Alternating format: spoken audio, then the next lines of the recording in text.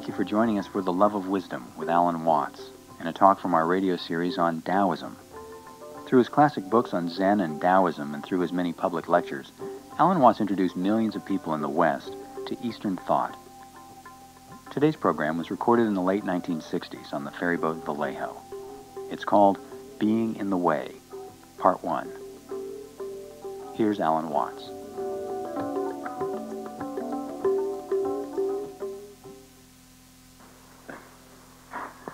One of the first things which everybody should understand is that every creature in the universe that is in any way sensitive and in any manner of speaking conscious regards itself as a human being.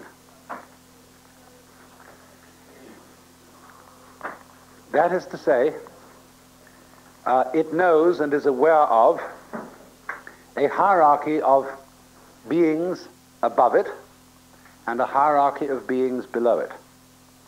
If you take such a tiny creature as a fruit fly, which lives only a few days, it is aware of all sorts of weird little animals and objects and spores floating in the atmosphere which we don't even notice unless we've got a microscope around, and very few people have. And it criticizes them as being inferior animals and all that sort of thing, whereas human beings are things that it doesn't comprehend. They're as much outside its intellect as a quasar is outside ours. And we see these far-off objects floating in the heavens, and we have only the vaguest idea of what they may be. Actually, we may all be some kind of atoms within the hair on somebody's nose in another dimension. And all these galaxies being the constituent elements. Who knows? But there is, I think, a fundamental principle that everybody must understand in order to know what is the meaning of the Tao, or the Chinese sense of the course of nature, and that is the principle of relativity. It's absolutely fundamental to an understanding of Taoist philosophy, relativity. That is to say that wherever you are, and whoever you are, and whatever you are, you're in the middle. You know, pig in the middle. That's the game. And you see, just in the same way as when you stand, say, on the deck of a ship, and you can see a horizon all around you to exactly the same distance. You're in the center of a circle, because your senses extend a certain direction, in all directions, and therefore give you the impression of being in the middle. Now, everything in the world feels like that. And also it has its own kind, which look natural to it. You see, spiders and hydras and sea urchins and so on don't look very natural to us. We say, well, I wouldn't want to look like that. But they say when they see us, well, what kind of an awful thing is that? And what a lot of nonsense it does. You see, if your dog watches you when you're typewriting, the dog looks at you and says, well, these human beings, especially cats, dogs have tried to catch on to human beings in a sort of a funny way, but cats look at you and think, you're out of your mind. You're absolutely crazy. What do you sit there all day for, feverishly pecking away at a typewriter, say, or doing something busy like that, when you could sit and curl up and purr? You just, the cat, from the cat's point of view, you don't understand what life's about at all. But all cats and cat company, cats in cat company, they feel that they are people. Because the definition of a person is where you look from. And of course that is the meaning of the very interesting Buddhist idea. You can only become a Buddha, that is to say, you can only become enlightened, liberated, aware of your unity with the universe from the human position. And Buddhism calls itself the middle way, because it is the way for someone in the middle, and that's everyone. So there is, believe it or not, a form of yoga, ways of liberation, for worms, for fruit flies, for snails, for spiders, for birds, for everything.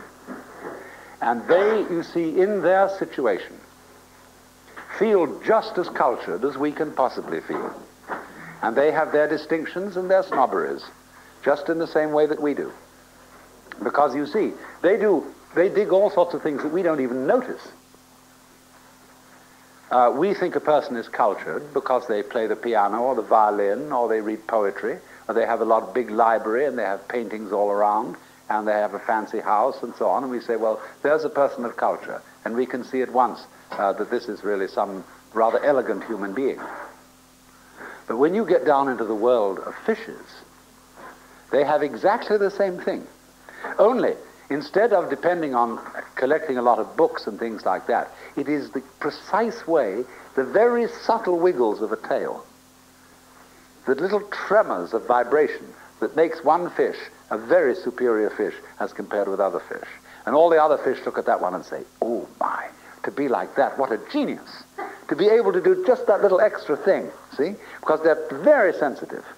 Even airplanes in formation can't begin to do what birds and fish can do in their communal swirling dances that they do. Now, let me just interject something here that is rather important. Biological existence is such that you have to kill to live. And vegetarians have no way out, because plants also are forms of life. And to the degree that they are aware, and they are aware to a certain degree, they think they're human. And when you chew up plants, you are making a very painful experience for cabbages and carrots and things like that, and you can't get out of it. And the only possible solution of the dilemma that we are in ethically, that we have to eat in order to live, that being is killing, the only possible solution to this dilemma is to reverence food and to cook it as well as possible and enjoy it to the full. There is no other ethical response that is in any way possible to this situation. And also, you must, as a human being, remember that you aren't the only pebble on the beach, that you belong just as much as the fish and the cows and the apples. You belong to a mutual eating society. And something in the end is going to eat you. Now, human beings are not as a rule eaten by large creatures. We've got rid of them, things like lions and tigers that chew up on human beings. There are not many of them around. We are eaten instead by tiny creatures. And the morticians are a very vicious group of people, because they are trying to deprive all those microorganisms of the proper human food. When they bury them in formaldehyde and encase them in concrete things with complicated bronze caskets, where instead of giving the worms a ball, they just do nothing. They just rot there, and become slowly more and more sort of attenuated and parchment-like, instead of continuing into the flow of the course of life, which is the proper thing to do, to make an act of respect to the earth from which you have gained all these the life, and give yourself back to it when you die. After all, that's only courteous. And this keeps the thing running. So we should start a campaign at once to abolish the whole mortician business and put it in entirely new lines, where dead human beings are buried in great fields about 3 feet underground, which are left for a long time until all stinks and everything have vanished, and this is the most beautiful soil for growing corn and lettuce and artichokes and vines and everything beautiful. So you go back into the cycle. But now, here is a very strange thing. That every creature, therefore, which feels that it is human, and which knows that it's there in the same way as you know you're here, experiences being here as constituting a sort of blockage. Now, practically, there are very few human beings that don't feel this. And I'm sure there are very few creatures that don't feel it in some way too. The sensation of a certain tension which constitutes the feeling of I-ness, of there-ness, of being here. Because after all, every creature is a particular form. Everything is individual. Not only you as a total organism standing here, but all the component cells of your body, each one of them has some sort of a feeling of its own. And it is individual. You can look at a microscope at the right level of magnification, and you can see that thing there with its own little life. And if you examine the stream of your blood, you'll find it full of all kinds of organisms that are having all sorts of conspiracies and games and plots and eating each other and doing these things that like we do. Only we realize that we wouldn't be healthy as a total organism unless there were all these wars and fights and plots and politics going on between the various cells in our blood. But from their point of view, you see, they feel a little bit put out because they're being organized. And we're in the same situation because very slowly the human beings on the surface of the planet are realizing themselves into a total planetary organism with an electronic nervous system. You see, in science fiction, which was published round about the 1920s, it was always expected that future human beings would have enormous heads because they would have very big brains and they would be very wise. It didn't work that way. What happens is that the human race is building a brain outside its body.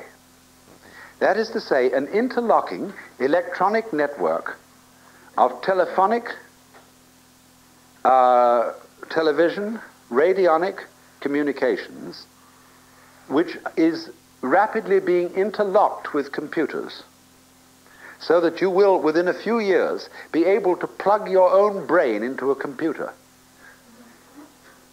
You will have a little gadget here behind the ear, that is slightly like a hearing aid, and that will be integrated with your brain in such a way that you can plug in right here. That will only be an intermediate stage, because just in the same way as when we thought that all communications by electricity had to go through wires, and then we got rid of the wires and got radio and television, so in exactly the same way we'll eventually get rid of telephones and radio and television, and will communicate by some entirely new method that is at present called ESP.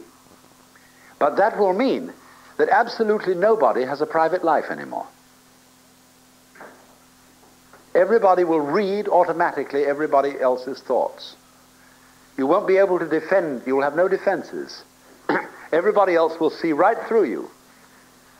And some people will protest and say, well, this is terrible, there's no privacy anymore, that means there's no me. Well, that's what's happened to your own cells and your own neurons. And they objected that some time in the course of evolution, we're getting our private life taken away, we're being organized into a body. And we're doing the same thing. Only we have got to try and see if we can be clever about it. And that is to say, to do two things at once. To have this tremendous openness to each other, whereby I don't care if you read my thoughts, and you don't care if I read yours, but at the same time, nevertheless, each one of us retains a peculiar individuality. Almost in the same way as nothing could be more unlike a stomach than a heart, and nothing could be more unlike a kidney than a pituitary gland, and nothing could be more unlike intestines than a rib cage. You see, there's a lot of differentiation inside the body, despite the fact that it is a completely an organism functioning altogether.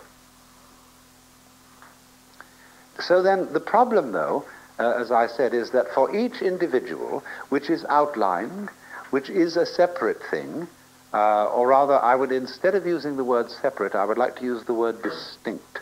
Separate, as I use the word, means disjointed, cut off from.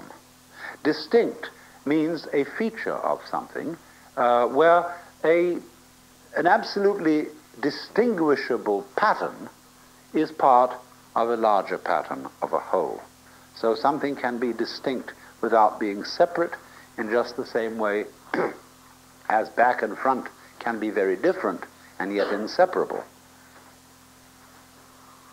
So then, there is then this sensation of practically every living being of constituting a center of tension and of resistance. That is to say, of being a little bit blocked, or shall I say, of being in the way, being in one's own way. Imagine the opposite. Let us suppose, for example, that you got up in the morning with a feeling of total transparency. There's no resistance in your organism to the external world. You just float through it. You're part of it, it's part of you. And just in the same way, for example, that when you see, if you see well, you aren't aware of your eyes. But if there's something wrong with your eyes, and you see spots in front of you, then you are looking at your eyes, and your eyes are getting in your own way. So the Taoist sage Zhuangzi says that when clothes fit well, you are not aware of them. When your girdle or belt fits properly, you are not aware of it. Good shoes you are unconscious of. And so in exactly the same way, the perfect form of man is unaware of himself, because he doesn't get in his own way. He is thus, in this sense, completely transparent. Now you were thinking, I'm trying to sell you a bill of goods, that I'm going to teach you some technique so that you can feel perfectly transparent, and that this is the proper way to feel, this is the way you ought to feel. Now, it's not that simple. Point is, to begin with,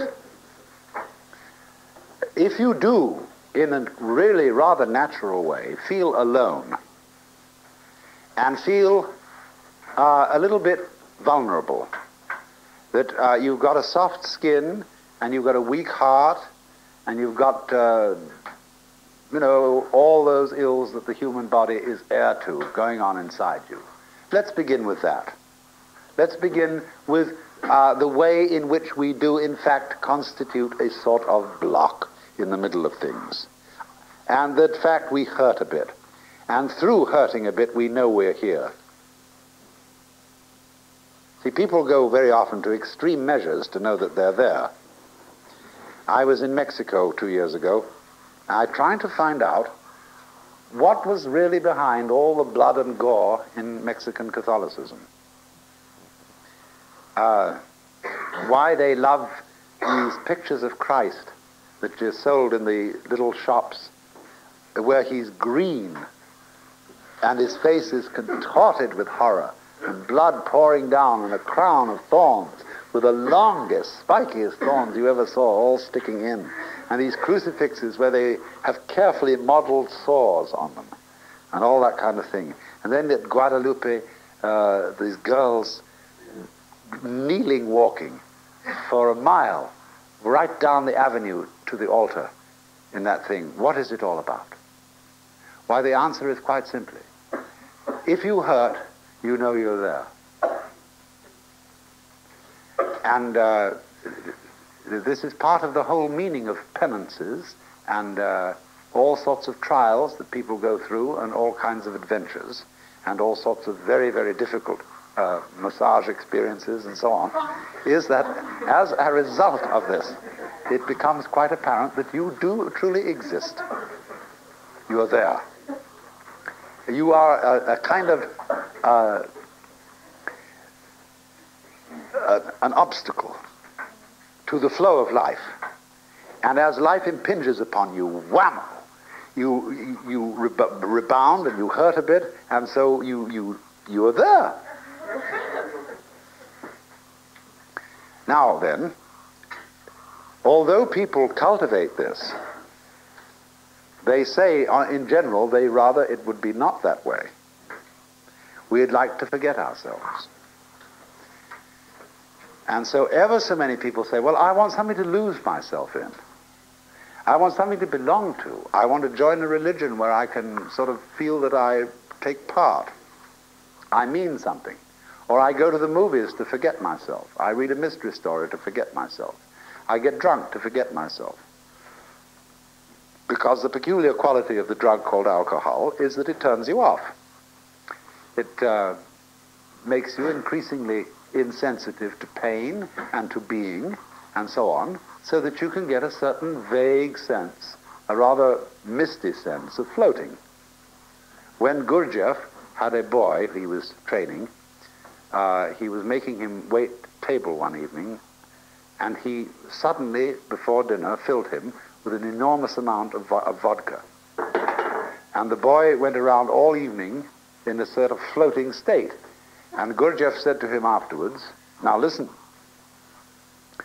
when you can feel like that naturally all the time, you've learned my discipline.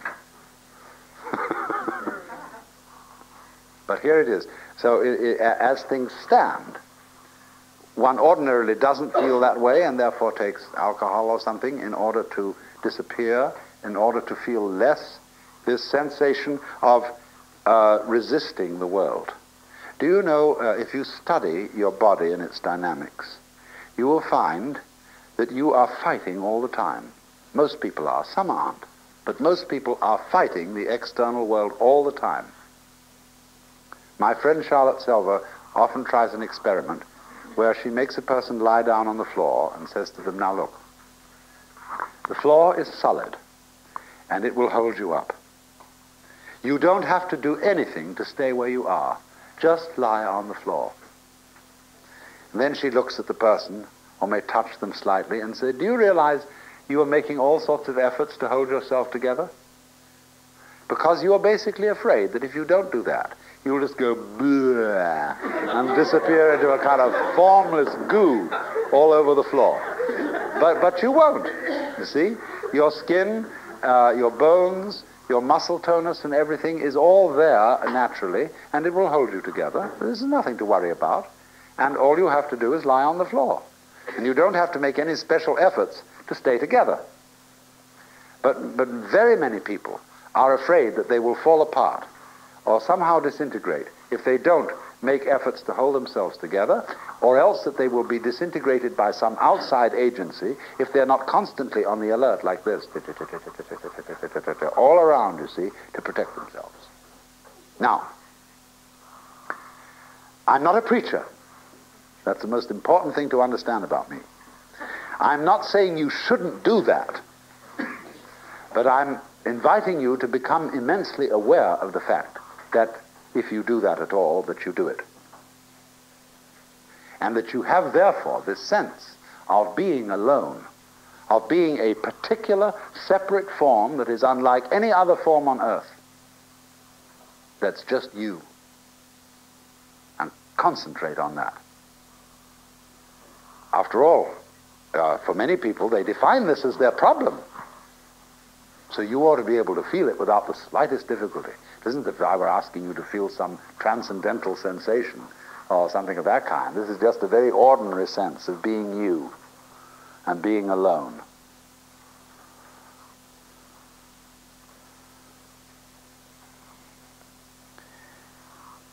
Now, as you focus on that sensation of distinctness, we'll even call this one separateness, because we have been brought up to feel separate. We have been brought up to feel actually disjoined from the external world, although that is pure mythology and doesn't exist at all. You're as much part of the external world as a whirlpool is part of a stream. But we're brought up not to notice that. But if you've been brought up that way and you don't notice that you're as much part of the world as a whirlpool is of a stream, you feel this intense separateness. The thing to do with all feelings that you don't like is to experience them as deeply as possible. And go into the inmost depths of loneliness and indeed, let us say, the inmost depths of selfishness. Are you selfish? You know, lots of people try to pretend they aren't. And say, well, I try not to be, but I guess I don't succeed all the time. And so Krishnamurti, you know, is a very devil because he always roots it out. He shows all the people who are very good and have the highest ideals and who are doing everything, that they are really doing it for the same sort of motivation as other people are robbing banks. And only they're giving it a name so as to conceal it better. See, that's like culture. Culture is a way of more cleverly concealing the fact that you have to eat. See, like the Queen of Spain, who in the days of the 1860s came on with these enormous skirts and floated into the room and, you know, was sort of coming on like she was an angel. And somebody, when they were first invented, gave her a present of beautiful silk stockings, a dozen pairs, and sent them to the Queen. And Her Majesty's Chamberlain replied with a letter returning the stockings and saying, Her Majesty the Queen of Spain does not have legs.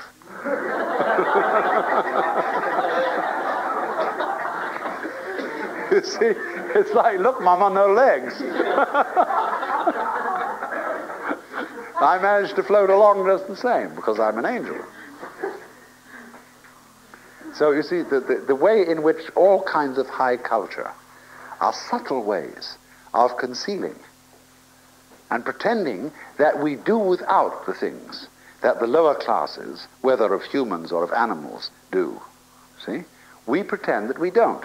It's like you don't go around crudely taking a bull and banging it on the head with a mallet or sticking a knife through it and tearing it apart and eating it. All that's done somewhere off in the stockyard. You know? And it comes to us in the butcher's shop as a completely neutral-looking thing called a steak. The steak has absolutely nothing to do with a cow. The steak is something wrapped up, packaged, like that, and they're all down like that. And nobody, when they pick up a steak and test it, thinks, poor cow. It doesn't look like a cow. It doesn't remind you of one in any way. So that's culture.